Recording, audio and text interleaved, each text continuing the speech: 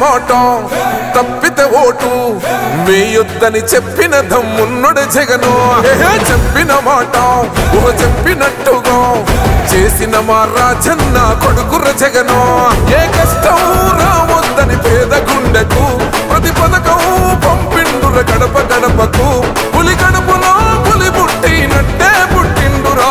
జెండలు జత కట్టడమే మీ ఎజెండా, జనగుండల గుడి కట్టడమే జగను ఎజెండా. బలిరా బలి బలిరా బలిరా, పులి వెందులలో పుట్టిందా పులిరా.